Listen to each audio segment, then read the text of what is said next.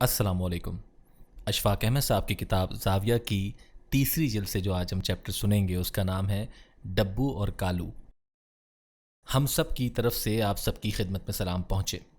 ये बाबे जिनका मैं अक्सर ज़िक्र करता हूँ और जिनसे आप कम वाकिफ़ हैं, लेकिन उनके नाम आप जानते हैं। ये बड़े हंसमुख, खुश तबा और बज़िला संज किस्म के लोग होते हैं। अगर आपको ज़िंदगी में कोई ऐसा बाबा मिले जो तबीयत का सख्त और मिजाज का गर्म और सख्त गिर हो, तो समझिएगा कि वो बाबा नहीं है। उसने ये पेशा इख्तियार कर रखा है, भले वो तबीयत का अच्छा ही इंसान हो। बाबों में तफरीह तबा का सामान बहम पहुंचाने की अल्लाह ने ऐसी सलाहियत दी होती है कि बाज़ औक़ात हैरानी होती है। ये छोटी सी बात से इतना बड़ा नतीजा अखज़ कर लेते हैं, इंसान ये सोचकर हैरान रह जाता है। उन्हें अच्छी बात, अच्छा वजूद, अच्छे चेहरे, अच्छा मौसम, अच्छे परिंदे, अच्छा वक्त इस कदर मरगूब होता है और इतना मतलूब होता है कि वो उसे अपनी ज़िंदगी के दायरे से बाहर जाने ही नहीं देते हैं। मैं अपने बाबा जी को अपने बचपन के वाक़यात सुनाया करता था। उन्हें मेरा एक वाक़या ऐसा पसंद था कि उन्होंने 2, 3, 4 मरतबा फरमाइश करके सुना, और जब डेरे पर नए लोग आते थे तो वो मुझे वो वाला वाक़या सुनाने का ज़रूर हुक्म देते, और मुझे अंदेशा होता था कि मैं उसमें कहीं किसी ऐसे मुकाम पर फिसल न जाऊं कि मुझसे कोई कोताही सरजद हो, और डर रहता कि कहीं बयान करने में कोई कसर न रह जाए। एक दफ़ा फैसलाबाद और साहिवाल के कुछ जागीरदार किस्म के लोग डेरे पर आए हुए थे, तो मुझे बाबा जी ने मुखातिब करते हुए कहा कि अशफाक, वो वाक़या सुनाएं जो जब आप छोटे होते थे और चिट्ठी रसा के साथ चलते थे। ख़वातीन व हज़रात, मुझे याद है कि उस वक्त मेरी उम्र कुछ ज़्यादा बड़ी नहीं थी, कोई 4 साल होगी। अभी स्कूल दाखिल नहीं हुआ था, लेकिन मुझ में होश के आसार अपने दूसरे बहन भाइयों के मुकाबले में कुछ ज़्यादा थे, और जो फ़ोटोग्राफिक इमेजेस मेरे तसरुफ़ में आते और जहन से जाते नहीं थे। हमारे गांव की तरफ जो रास्ता आता था वो सुर्ख ईंटों का था, और मेरे वालिद साहब कहा करते थे कि ये सड़क नहीं है बल्कि ये सुलंग बनाई गई है। हम बड़े खफीफ और शर्मिंदा होते थे, और मेरे वालिद हमेशा ऊंचे शिमले वाली पगड़ी बांधकर बड़े फ़ख्र से कहा करते थे कि सड़क हमने देखी है। दूसरी तरफ में मेरे बहन भाई इतने बदनसीब थे कि हम अक्सर सोचा करते कि जाने सड़क कैसी होती है। उस ज़माने में सड़कें कम ही हुआ करती थी। हम उस ज़माने में सुलंग यानी सुर्ख ईंटों को मुनज़्ज़म अंदाज से खड़ा करके जो बनाया गया रास्ता होता है, तो सुलंग तक ही हम अभी पहुँचे थे। वो अंग्रेज़ का दौर था, वो ज़रा तेज़ी से काम करते थे। अंग्रेज़ को इस बात का बड़ा शौक़ था और डाक के निज़ाम पर बड़ी खुसूसी तवज्जो देता था, और पोस्टल सिस्टम की बेहतरी उसकी तरजीहात में शामिल थी। और उस निज़ाम को मौसर बनाने के लिए सड़कों और बेहतर रास्तों की ज़रूरत होती है, लिहाजा वो जल्दी में पक्की सड़क की जगह सुलंग बनवा देता ताकि डाक का निज़ाम मुतासर ना हो। वो डाक के निज़ाम को कामयाब और तरक्की याफ्ता देखने का ख्वाह रहता था कि दूर दराज के लोगों का ज़िले के साथ राब्ता कायम रहे। जाहिर है उन्हें इस तरह से हुक्मरानी में आसानी होती होगी। हमारा गांव अच्छा खासा बड़ा था, उसका बाज़ार भी बड़ा था, और मेरा ख्याल है उसको हक पहुंचता था कि उसकी तरफ आने वाली सड़क पक्की और सुरमई रंग की होती, लेकिन ऐसा नहीं था। उस सुलंग वाली सड़क पर एक बस हमारे गांव आया करती थी। हम उस बस को लारी कहते थे। लारी आपको पुराने ज़माने की शोर मचाती हुई बस को कह सकते हैं। उस लारी के ड्राइवर को ये ख़ास हुक्म था कि उसकी स्पीड तेज़ नहीं करनी। अगर 25 मील फ़ी घंटा उसकी रफ़्तार तेज़ हो जाती तो चालान कर दिया जाता था, और सरकारी मलीशिया उस ड्राइवर को खारिज कर देती थी। इस तरह वो पुरानी सी लारी मुसाफिरों से लदी भदी, रोती पिटती, घड़ घड़ करती आती थी। सुबह 10 बजे के करीब गीडर बार डोडा कॉलोनी से चलती थी, क्योंकि वहाँ एक बड़ा कारखाना था, और वहाँ से एक डाकिया डाक का थैला लेकर हमारे गांव उस लारी से आया करता था। वो लारी मुसाफिर उतार कर हमारे गांव से आगे चली जाती थी, तो हमारा डाकिया हरकारा उसमें बैठकर वापस चला जाता था। जब हमारे गांव वो डाकिया डाक लेकर आता तो उसके कंधे पर एक तो थैला लटका हुआ होता था, खाकी वर्दी उसने पहनी होती, और एक चमड़े का बेल्ट उसने उस सीने से कमर की तरफ बांधा होता था, और वो बड़ी शान से चलता था।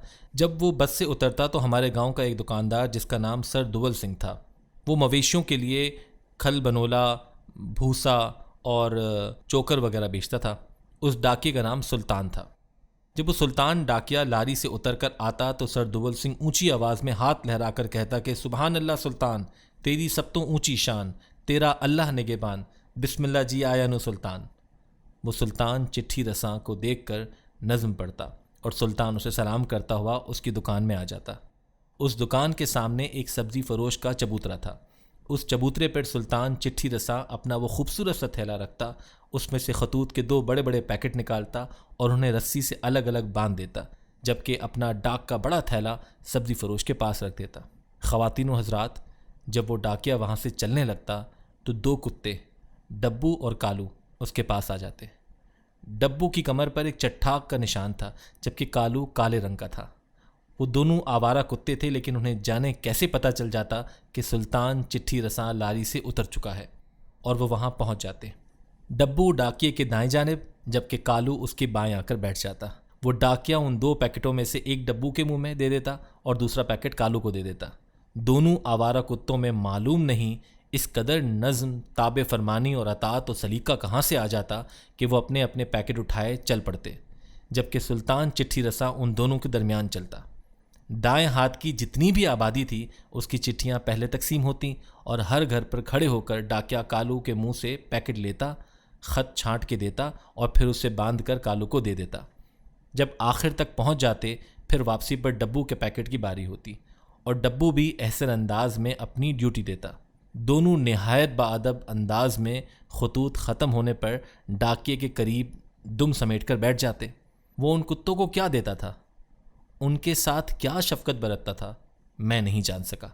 मैं तो उस वक्त छोटा था, लेकिन बहुत मुतजस्सिस था और कुत्तों की उसके सामने ताबे फरमानी देखकर हम सुल्तान को अपना हीरो समझते थे। जिस तरह आपकी फ़िल्मों के हीरो और हीरोइन शान, रीमा वगैरह हैं, उसी तरह हमारे गांव का शान जो था वो सुल्तान चिट्ठी रसा था और हम सारे उसकी मोहब्बत में मुब्तला थे। वो बड़ा ही शफीक इंसान था। वो सर पर तुरे वाली पगड़ी बांधता, वो ख़त तकसीम करके बाकी मानदा खतूत थैले में वापस रख देता, थोड़ी देर वहाँ सुस्ताता। ख़वातीन व हज़रात, जब तक उसकी लारी नहीं आ जाती उस वक्त तक वो दोनों कुत्ते कालू और डब्बू उसकी हुजूर में नाइब कासिद की तरह बैठे रहते और उसके जाने तक अपनी जगह से हिलते नहीं थे। एक दिन ऐसा हुआ, बड़ी ज़ोर की आंधी चली और हमारे गांव के दरख्त बहुत ज़ोर से खड़खड़ाए और शराटेदार हवा चली। मेरी नानी जो थी वो छोटे कद की बहुत प्यारी खातून थी। उनके पास 3 जोड़े होते थे। एक वो धोकर सूखने के लिए डाल देती, एक पहना हुआ होता था, जबकि एक उन्होंने अपने तकिए के नीचे रखा हुआ होता था। और मेरी नानी उस ज़माने में भी कपड़े इस्त्री के बगैर नहीं पहनती थी। उनके पास एक सिल्वर का लोटा और एक तस्बीह थी। वो उस आंधी की बाबत कहती थी कि ये बड़ी खौफनाक आंधी आई है। मेरे अब्बा जी से कहती कि काका ज़रूर कहीं कोई कत्ल हो गया है, कोई बंदा मर गया है। जवाब में अब्बा जी ने कहना कि नहीं खाला, कोई कत्ल नहीं हुआ, सब अल्लाह का फ़ज़ल है। लेकिन वो अपने मौक़िफ़ पर कायम रहती। उनका डर उनकी ज़िंदगी का एक ख़ासा था।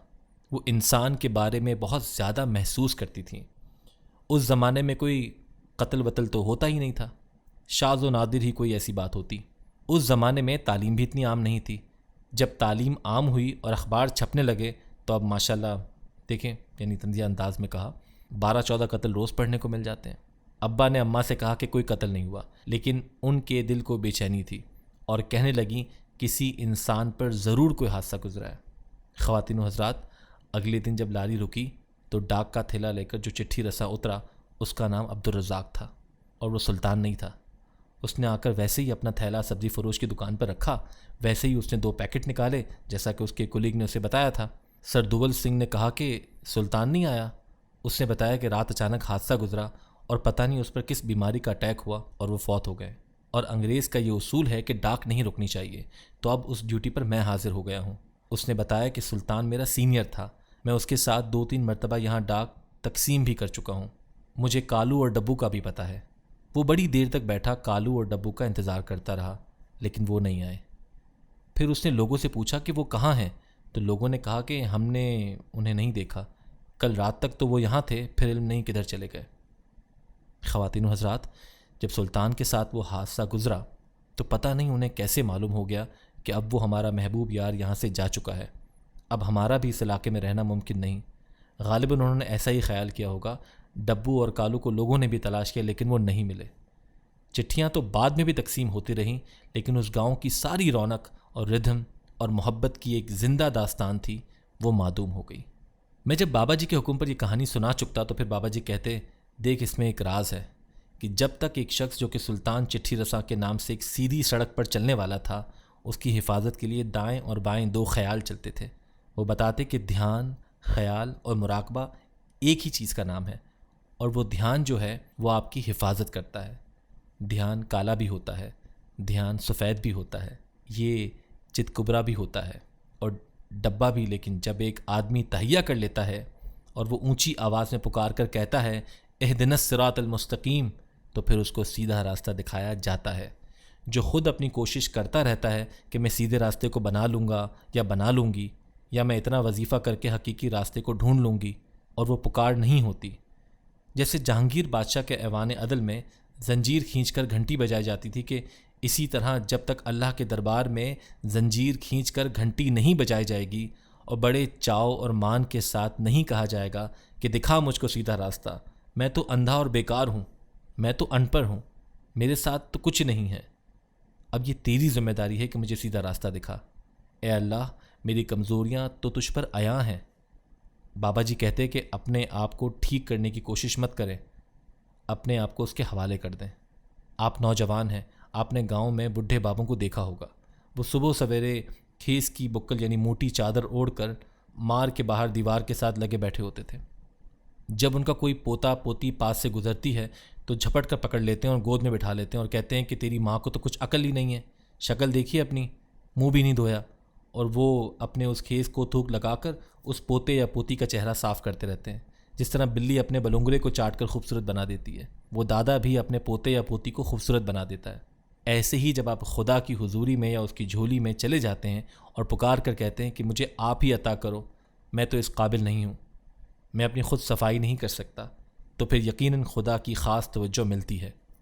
जब सुल्तान एक रास्ता इख्तियार करके एक सीधी राह पर चलता है तो फिर उसको दोनों तरफ से मदद पहुंचती है। बाबा जी कहते हैं कि ये सुल्तान नहीं, ये ध्यान है, और ये ध्यान नहीं, ये मुराक़बा है, क्योंकि ध्यान के बग़ैर आप कुछ नहीं हैं। खुद ज़ोर लगाने या अपने बूट के तस्मे पकड़कर ज़ोर से खींचने से आप अपने आप को हवा में नहीं उठा सकते। उसके लिए जिस्म को ढीला छोड़ने की ज़रूरत है। कोई दूसरा आपको बाहों में उठाकर ऊंचा उछालेगा तो ही आप हवा में जाएंगे, लेकिन अपना ज़ोर लगाकर नहीं।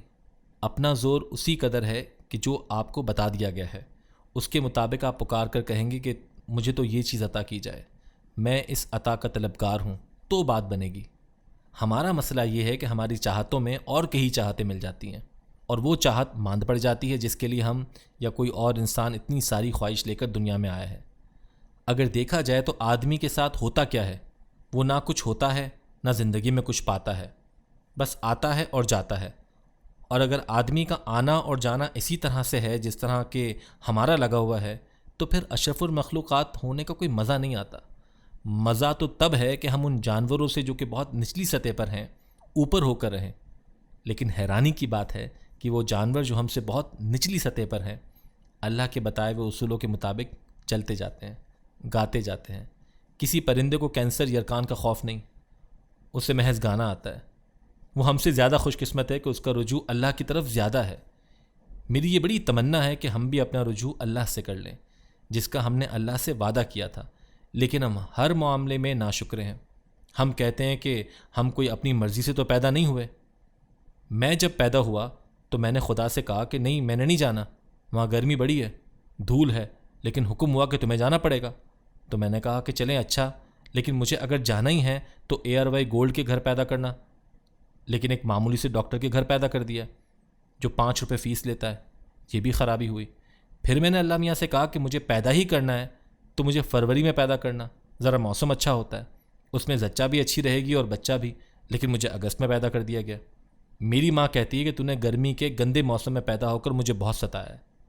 फिर मेरे साथ एक और ज़्यादती हुई कि मुझसे पूछे बगैर मेरा नाम रख दिया गया। मुझे कंसल्ट करना चाहिए था कि काका जी थोड़ा ना की रखिए। अब एक तारीख ऐसी आएगी जिस तारीख को मुझे यहाँ से चले जाना है। हमारे ये रवैये अजीब तरह के हैं। रुजू अल्लाह की तरफ नहीं है, अपने मामलात और ख्वाहिशात की तरफ ज़्यादा है। हालांकि अल्लाह ने हमें जो पर्चा ज़िंदगी हल करने के लिए दिया है, उसको हल करने की तरकीब नबी अकरम सल्लल्लाहु अलैहि वसल्लम के ज़रिए हमें दे दी गई है।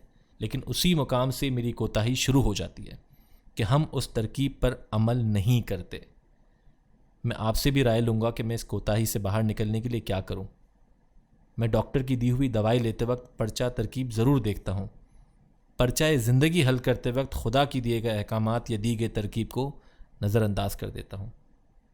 अल्लाह आपको आसानियाँ अता फ़रमाए और आसानियाँ तकसीम करने का शर्फ अता फ़रमाए। अल्लाह हाफ़िज़।